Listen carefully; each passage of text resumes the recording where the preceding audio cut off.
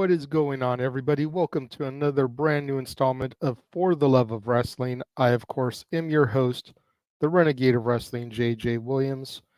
Happy Thursday. Hope you all are having a good morning, good afternoon so far. It's a cool, almost looks like it'll be a rainy day today here in Southern California. Hopefully not too bad, though. But you're not here to hear me talk about the weather. You are here to discuss wrestling. And we've got three different shows that we're going to discuss today. We've got TNA Xplosion, which dropped on YouTube on Tuesday, NWA Powerrr, which dropped on the CW app on Tuesday, and then, of course, AEW Dynamite from last night. Just didn't have the time to watch Xplosion and Powerrr on Tuesday with the watch along that we did for NXT Roadblock. But let's get into this. And Matthew, I see your question. As you know, brother, if you want to donate to Dictate, otherwise that's going to have to wait until I get to the end of the show if I still have time. So Xplosion kicked off with Jody Threat versus Killer Kelly. This was some awesome knockouts action to start the show off. Lots of back and forth here. Threat nails the pop shove it for the victory. I'm sure what's going to be happening here over the next couple weeks is now Jody Threat has defeated Killer Kelly. So I would almost be willing to bet you that Danny Luna is going to get a shot at Masha Slamovich here in the next couple of weeks so that we can set up come Rebellion, Jody Threat and Danny Luna versus MK Ultra for the Knockouts tag titles. It seems like that would be the obvious way to go. If you guys saw Xplosion, let me know what you think. Am I on point here? We then had our Around the Ring with Gia Meller segment, and I really have started to enjoy these. They're very hit or miss. Depending on who Gia is with, she either comes off very, very comfortable talking to the talent or very, very awkward. But the one we had this week with Chris Bay from the ABC was arguably the best one I have seen yet. They talk a little bit about how Gia helped come up with the name ABC for Ace Austin and Chris Bay. Bay then puts Gia over like big time. And then they begin to talk about Chris Bay's love for music and his upcoming album that's going to be hitting streaming platforms on March 25th. He talks about how some of his influences are his grandfather, as well as Elvis Presley, the king of rock, and how he's been messing around with music, both making tapes and writing songs and performing since he was 6 years old. Like I said, this is probably the best one we've had. I did enjoy the one they did with Ace Austin, which I think was the first one. But I think so far this one has been the best. Gia seemed very comfortable here. She seemed at home with Chris Bay. The rapport was good. Unlike the one she did, I want to say it was with Jody Threat, where she just seemed very awkward.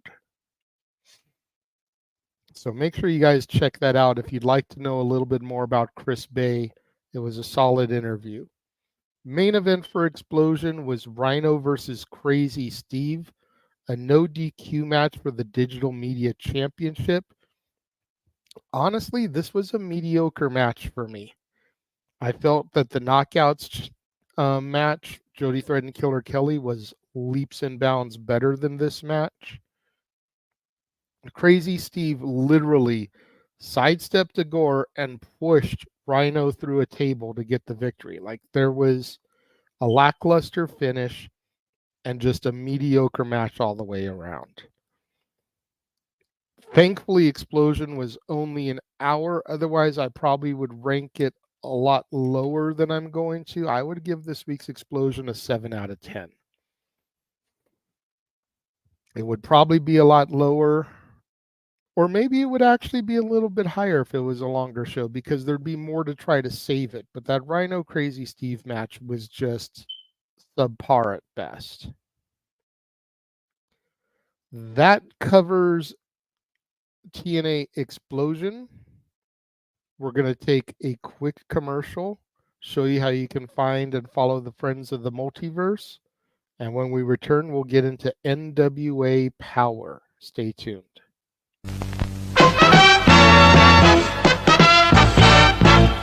And now, preview time. So let's take a look at what's coming your way.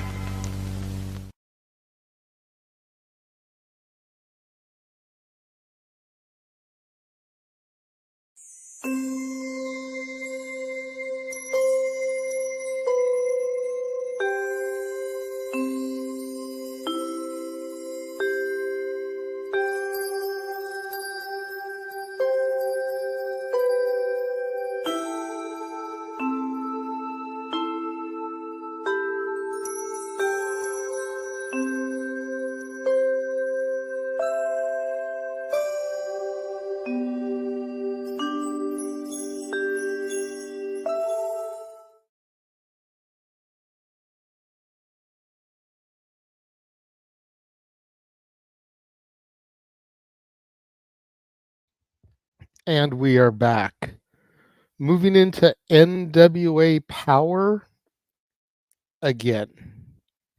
I don't know what it was with the Tuesday shows this week, but they were all very much lackluster. Powerrr kicked off with Colby Corino versus Yabo the Clown. Yes, you heard me say that right. Yabo the Clown. This was a goofy, lame match to kick off the show. Very much going back to wrestling's origins in the carnivals with Yabo the Clown. There was a spot that Colby dived off the top of the entrance scaffolding onto Yabo. That was an ooh-ah moment. But other than that, Colby Corino, of course, the son of Steve Corino, so much better than this. Thankfully, he was able to win and retain his NWA Junior Heavyweight Championship. But this match was just hot garbage all the way around. We then had a Pretty Empowered and Kenzie Page promo, and a challenge is made to the NWA Women's Tag Team Champions, the King Bees, for a 2 out of 3 falls match. And if either member of the King Bees can pin one of the members of Pretty Empowered, they will get a shot at Kenzie Page and the Burke. So this promo was definitely a highlight of the evening, setting up a match that we'll see in a couple of weeks, I'm sure. Some very high stakes on the line. Looking forward to that. We then had Blunt Force Trauma, managed by Aaron Stevens, the former Damian Sandow, versus Miserably Faithful, managed by the Sinister Minister, Father James Mitchell. This was another just very lackluster match. Saw Blunt Force Trauma get the win in this non-title match. So again, it's non-title, but you can't even give Miserably Faithful a victory here in order for them to potentially earn a title shot down the road. I find that to be very stupid booking, because if you want people to earn title shots, they've got to be able to win some matches. They don't have to win the title match, but it's the same thing I said about AEW Dynamite. I think it was last week. You know, don't give these eliminator matches where if you beat the champion, you get a title shot, but then never let anybody beat the champion in the eliminator matches. It doesn't make sense. You got to build contenders somehow. We then had a promo backstage with EC3 and the Southern Six. This was, I don't really know what this was, if I'm being honest. EC3 gave his promo first, and it was a passionate promo from EC3. And then the Southern Six started talking. And are the Southern Six aligned with EC3? Are they trying to come after EC3? Like, it wasn't really made clear to me. EC3 just stood there stoic as the leader of the Southern Six, just kind of ran him down, almost like EC3 could give a damn about what he was saying. No facial reactions, no interpretations, nothing in this promo from EC3. I don't know what was going on here, but it definitely didn't make me want to tune in to see what was going to happen next. Main event was Max the Impaler versus Big Strong Mims. As we know, Max beat Mims a few weeks ago to become the NWA World Television Champion. She now holds both the men's and the women's television championship. And they say on commentary that what they're going to do going forward is, depending on whether she fights a man or a woman, will determine which belt gets put on the line. So this one was against Big Strong Mims. So it was for the men's television championship. There's a 6-minute and 5-second time limit on the title matches for the TV titles, a throwback to the old Crockett era and WCW 6:05 television times for the starts of the program. It was a decent match, not as good as the match that they had a few weeks ago where Max won the title. Time ran out as Mims was pinning Max. Got a 1 count, got a 2 count, and then the bell rang. So we didn't get a 3 count. We didn't get a title change. Max retains due to the time limit expiring. Of course, the crowd doesn't like this. They want more time on the match. And the Sinister Minister, Father James Mitchell, gets on the microphone and is like, no, you know the rules. There's a 6-minute and 5-second time limit on the TV title matches. You weren't able to get it done in that time. Sorry, maybe next time. That pretty much covers NWA Powerrr. Honestly, if I'm being 100, I'm giving this week's show a 4 out of 10. The only thing that really intrigued me was the Pretty Empowered Kenzie Page promo. A promo was the best part of the whole show. Normally, I would say check out NWA Powerrr on the CW app, but I honestly feel like you can miss this past week's episode. Those of you that did see Powerrr, what did you think? Let me know. Leave your thoughts in the comments. We're going to take one more commercial, then we're going to come back and we are going to do our review of AEW Dynamite. This time we're going to show you what you can expect to see weekly when the doors open up to Stat Boys Sports Bar. We'll be right back.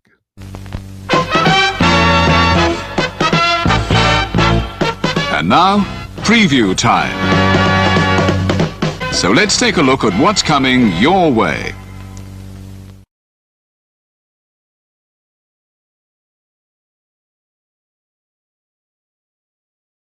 You ever wanted to come into a sports bar where the barkeeps know their game? Well, the Jeff Beecham Network Multiverse of Media has got a production just for you. Sit down and relax as the Stat Boy and his partner break down the statistics in all things sports.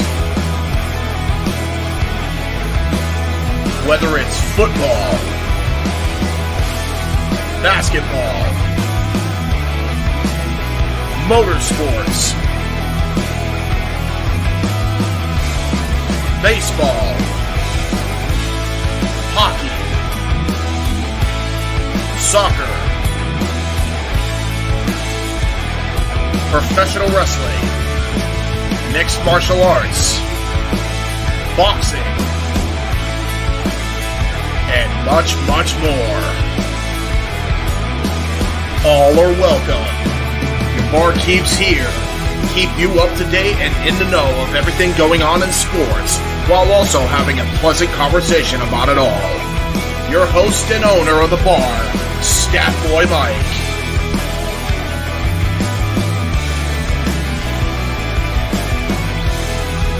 his partner in crime, Dory Lou, and a host of other guests coming in. The food's hot, the seats are warm, the drinks are ice cold, and the sports talk is plentiful. Constant E18 Studios presents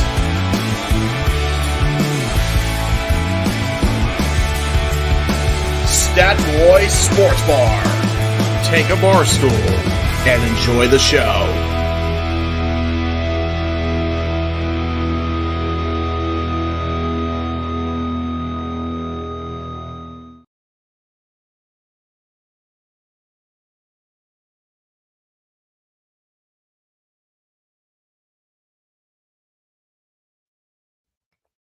And we are back.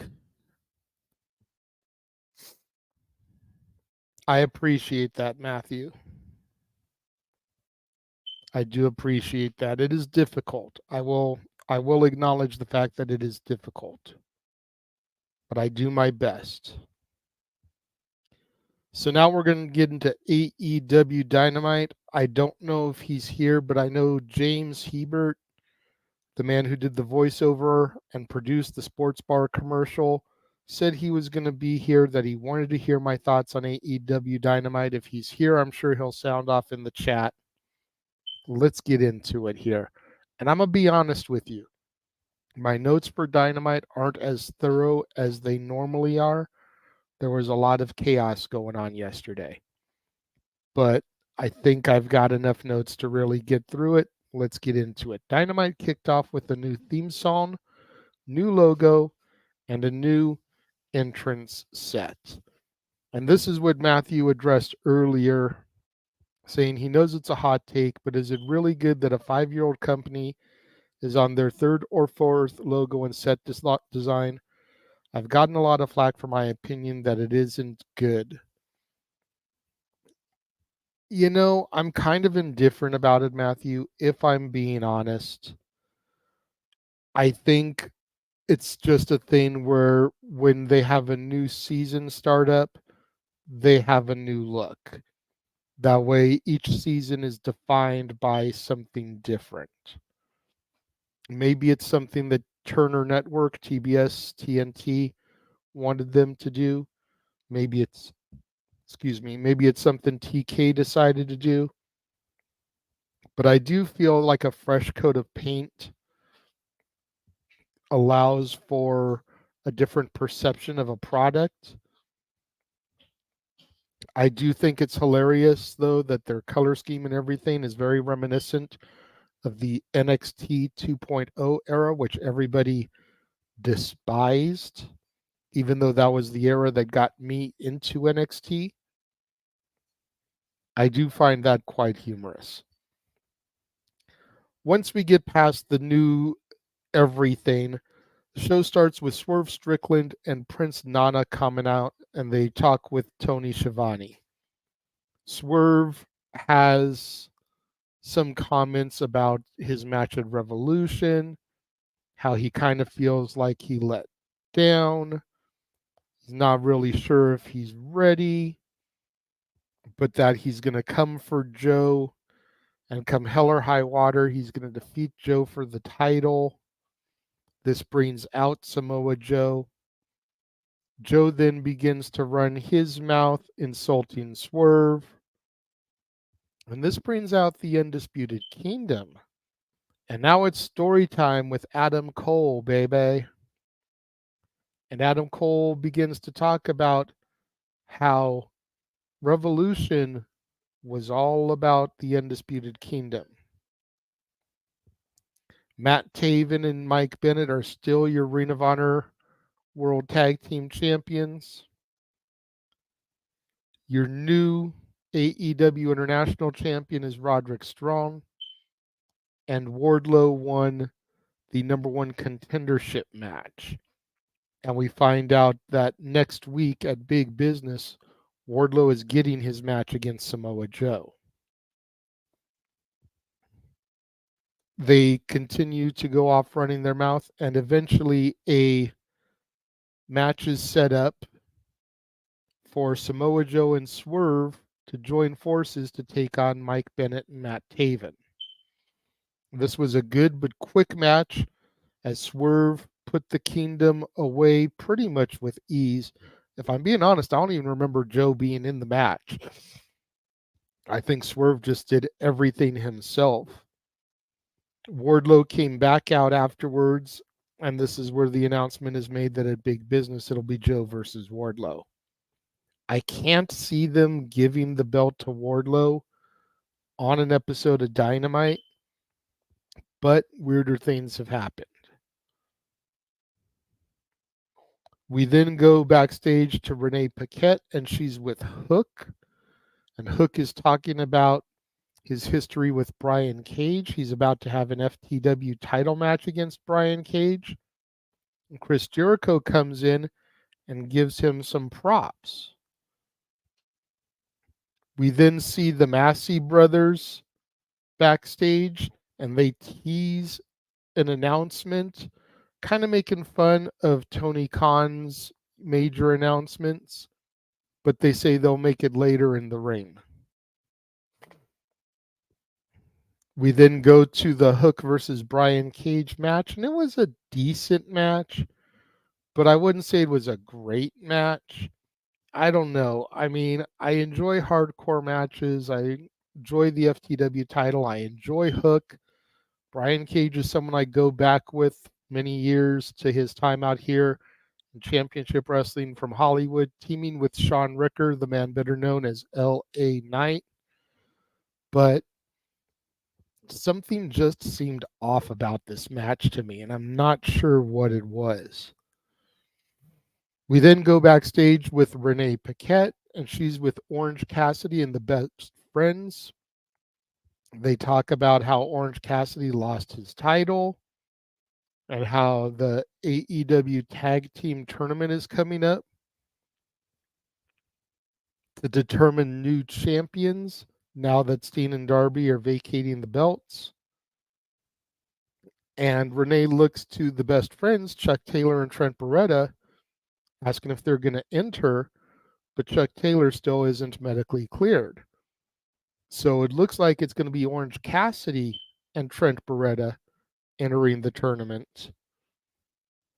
And this could be a good step for OC because it could mean a different championship belt for him. We then had Killswitch versus Daddy Magic in a squash match, basically. Daddy Magic, as much as I love Matt Menard, he just had no chance in there against the former Luchasaurus.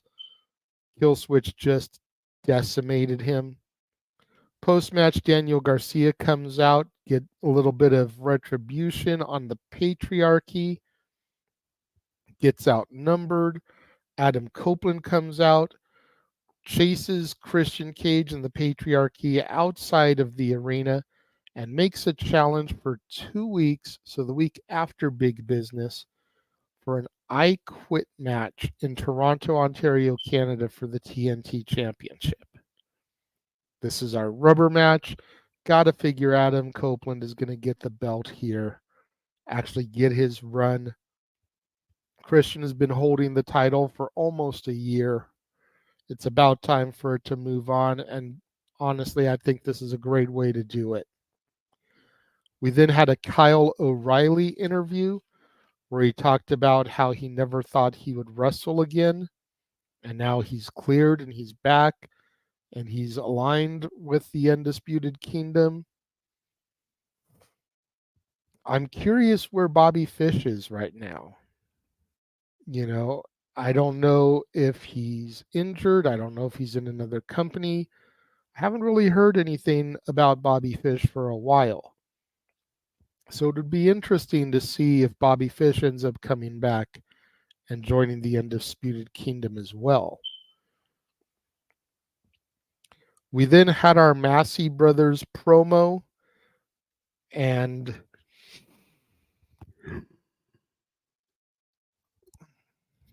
what a time for a yawn there. Everybody knows how I feel about the Massey Brothers. So I'm going to try to be good here. mainly because I know that what happened in this segment is going to be our main event for open mic night coming up on Saturday. James has told me that he has got a diatribe, a rant that he is looking to share with the world.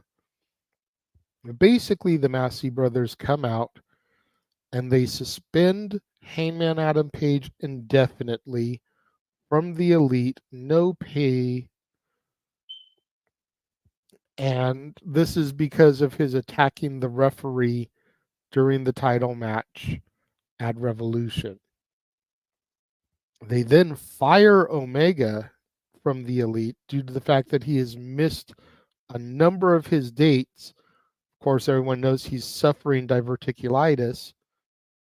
So they've been kind of they needed something to justify him not being there, I guess. And so this was how they did it. And Eddie Kingston hits the ring and he begins to attack the Massies. But of course, unfortunately, the EVPs have the 2-on-1 advantage. They begin to beat the shit out of Eddie Kingston. They go and set up for the BTE trigger. And before they can connect, we hear that ever recognizable coin drop. And the Rainmaker, Kazuchika Okada, makes his debut as an official member of the AEW roster.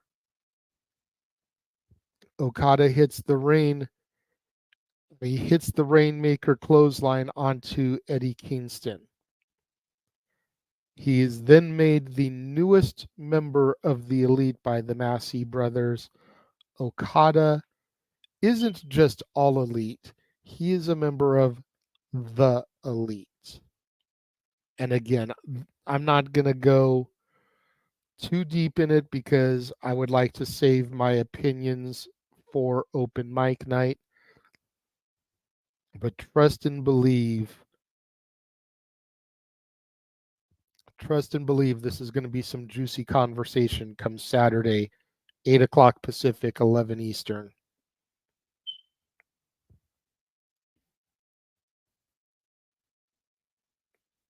We then had Chris Statlander versus Riho. And this was a good women's match. During the match, Stokely Hathaway threw a chain in the ring that he tried to get Stat to use to get the advantage and take Riho out. She hesitated, decided not to use it, and ended up getting defeated by the former AEW Women's Champion Riho. Again, this was a solid match here.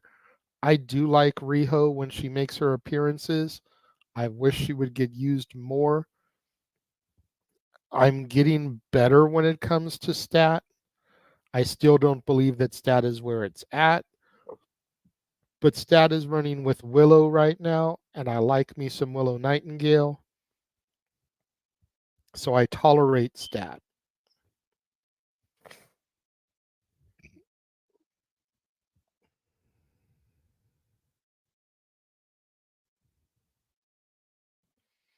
We then had a timeless Tony Storm promo, and Tony doing Tony things, talking about her match against Deonna Purrazzo from Revolution, talking about how she's going to give out the first ever Tony Award with an I so as to not get sued. As much as I thought Deonna Purrazzo should have won at Revolution, I am happy to a degree that we're going to continue seeing Timeless Tony go forward for a little bit longer with all of her chaos and shenanigans. I think that she's a great character, and I look forward to seeing where she goes from this now. We know she's probably going to go against Mercedes, probably a Dynasty, but the build towards that is going to be entertaining, I'm sure. And this is, of course, assuming that Mercedes is debuting next week. All signs point to it, but I don't want to sit here and spit falsities when it hasn't been confirmed yet. She hasn't shown up yet. We then had a backstage interview with Willow Nightingale and Stokely Hathaway. And Willow basically, says that she's going to have a match against Riho next week. Looking forward to that. This is where I really start to lose some of my notes. Like, I'll even show you. Like, I go from these big notes to one-liners pretty much the whole rest of the show. So if I miss something that happened, I apologize. We have a Darby Allin promo in the ring, and he gets emotional. He's talking about Steen and what a great partner he is and was.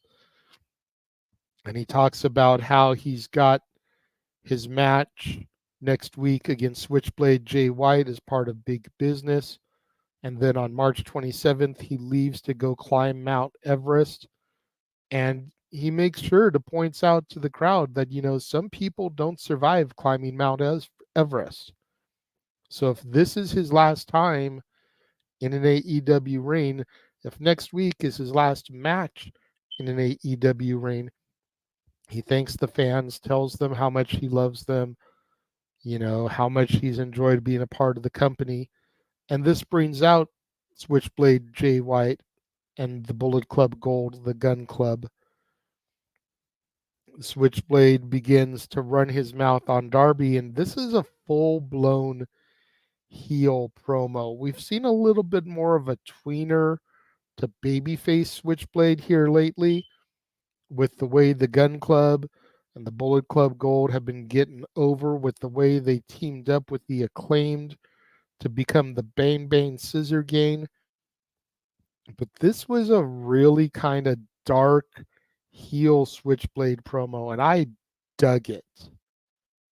I think that it was really well done. It definitely sets up the fact that Jay should win next week. Because if Darby is disappearing for a while and may never come back, you don't want Switchblade Jay White to lose. You want him to win, go over strong, maybe even beat Darby down, so that if and when he does come back after climbing Mount Everest, he can come back, get revenge on Jay White, and make a huge storyline out of it. We then had Julia Hart and Sky Blue cut a promo backstage. They were kind of targeting Willow. So Willow had said in her promo about wanting to come for the TBS title. So Julia Hart and Sky Blue were kind of responding to that. Sky Blue just kind of standing there while Julia Hart did the talking.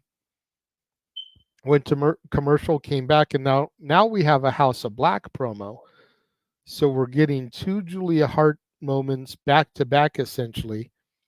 Malachi Black, Buddy Matthews, Brody Keane, all discussing their upcoming match against Mark Briscoe and how they're going to destroy him. And as they step back, Julia Hart remains, and she starts singing a little bit of Reign of Fire.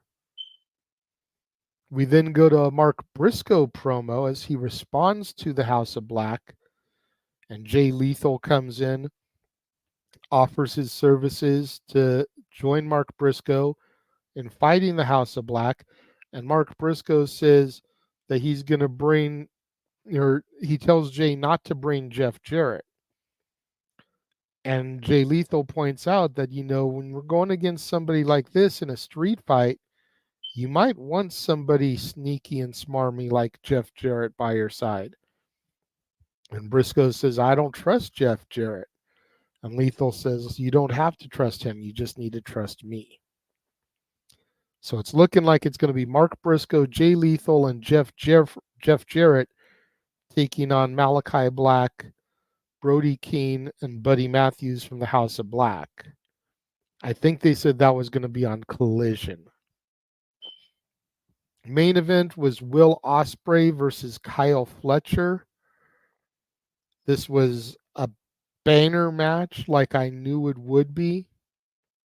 You know, Will Ospreay and his teammate in the United Empire, one half of the Aussie Open, Kyle Fletcher, Goodwill Mark Davis. The three of them, of course, make the United Empire, but I mean, watching these two go toe-to-toe was just phenomenal. Hell of a match. A lot of good action. Of course, Ospreay got the victory. Bryan Danielson came out post-match and was just looking Ospreay eye to eye as the show went off the air.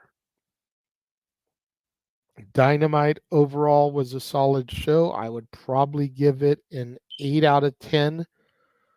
I know Dattila gave it a Sean Spears perfect 10. I can't give it that kind of rating, unfortunately. I didn't like the fact that there was a squash match. Y'all know how I feel about squash matches.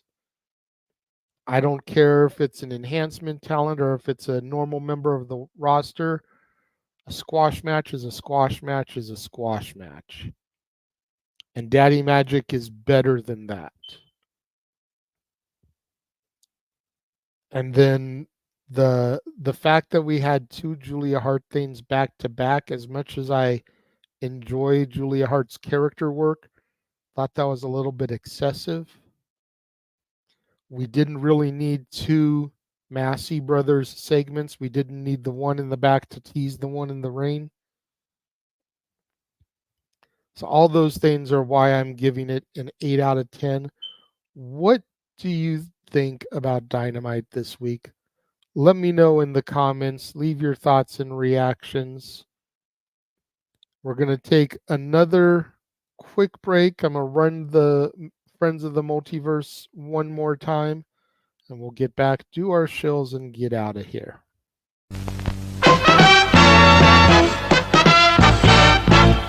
And now, preview time. So let's take a look at what's coming your way.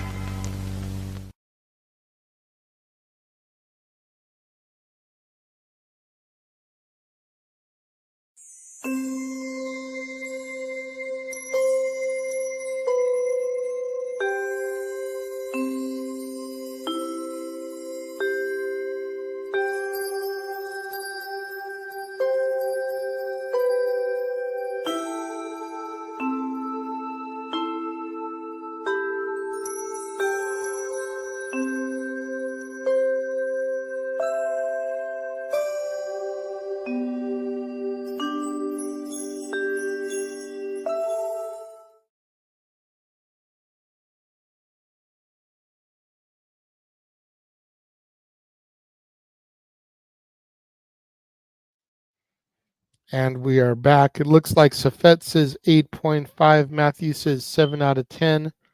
Not happy with Statlander losing or the Buck stuff. I'm curious on what they do with Okada, even if it does involve the Bucks. You're going to have to tune into open mic night then, brother, because there's a lot of people that aren't happy with Okada being with the Bucks. And it will be discussed ad nauseum as our main event topic, assuming something else earth-shattering doesn't happen between now and then. That is going to just about wrap things up. I don't have a graphic for it, but tonight, 7:15 Pacific, 10:15 Eastern, Casa D18 Studios channel on the Simple Man's brand, simply predicting for tomorrow night's episode of Sacrifice. We're doing it tonight as soon as Impact goes off the air. That way we can have the time to get it all out there. And then, of course, tomorrow, kickoff, I believe, begins at 4 Pacific, 7 Eastern. Watch along coverage for TNA Sacrifice. Noah Foster and James Hebert will be on the call for that. Of course, we have AEW Big Business 1 week from yesterday, 4:45 Pacific, 7:45 Eastern. We will be doing a watch along of that as well, with what will more than likely be the debut of Mercedes Moné, the performer formerly known as Sasha Banks, in AEW. So we've got all of that stuff coming up. You're not going to want to miss out on that. We also have the Dads Not Always on Wrestling tomorrow. That'll be 2 o'clock Pacific, 5 o'clock Eastern, as we discuss Steen's greatest matches. That'll be the lead-in to Sacrifice, of course.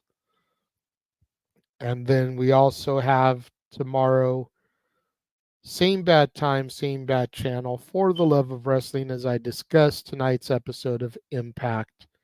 You are not going to want to miss out on that. Until then, thank you guys for joining me and tuning in today. And until tomorrow, I will catch you guys later. The Jeff Meacham Network's Multiverse of Media. For over 15 years, the recognized symbol of excellence and the standard bearer in coverage of sports and entertainment. Thank you, JJ. Appreciate you.